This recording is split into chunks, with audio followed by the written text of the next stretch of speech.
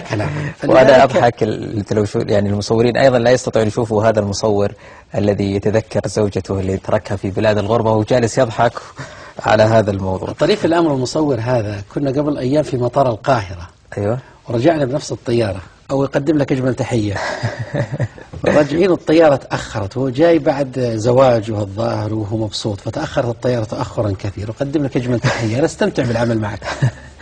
طيب، الأخت نوف من السعودية تتكلم عن أنها طبعا تقطيع الشعر هذه قد تكون هي المسألة الكبرى في حساسة ما حساسة، ما أعتقد أن هي المشكلة بقدر نتف الشعر. هي عندها مرض هوس نتف الشعر عند الله. هوس نتف الشعر هذا مرض عندها، مرض معروف في الطب النفسي، وله وسائله العلاجية دوائيا وجلسات النفسية. هي تعالجت قبل، هو العلاج هذا صحيح؟ العلاج مناسب وكويس. لازم تستمر عليه فترة طويلة يعني؟ استمرار هذا من ناحية، الناحية الثانية والأهم أنها ما عملت جلسات نفسية.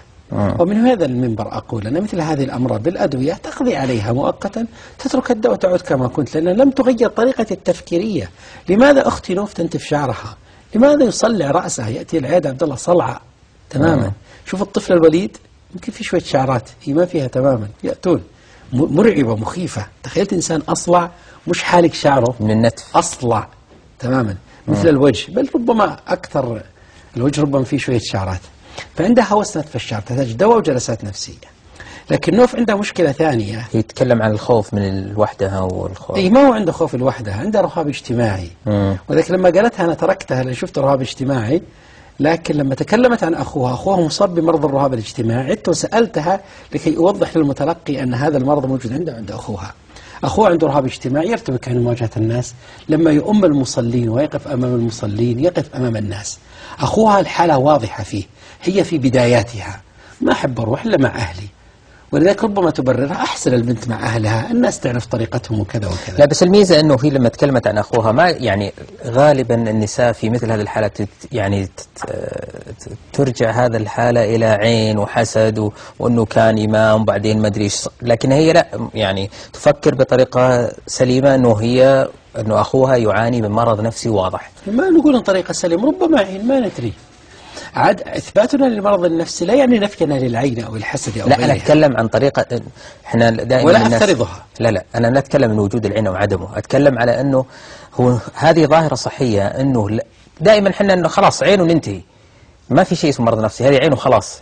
وجود العين هي انتفاء للمرض النفسي، هذا المقصود، أنه يكون هو ليس مرض إنما هو عرض المرض النفسي. وبالمقابل أقول حتى كلمة مرض نفسي ونفي العين أيضا عدم نضوج أيضا. أكيد.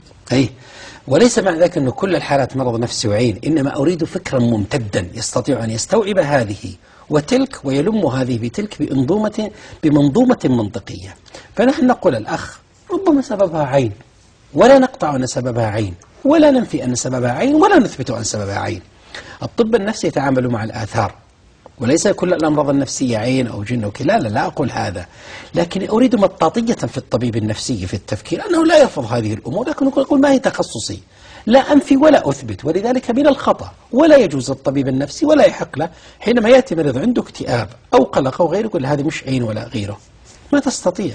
قل هذا اكتئاب حسب التصنيف الطب النفسي، ما سببه أنا لا أدري، لأن الطب النفسي يقوم على علاج المظهر والتشخيص على المظهر والعلاج على الأثر، فنتعامل معه. ولكن لا ننفيه بنفس الشيء. من جاء يثبت أنها عين أقول أعطني إثباتك، ما الإثبات عندك أن هذه عين، أن هذه سحر أو كذا.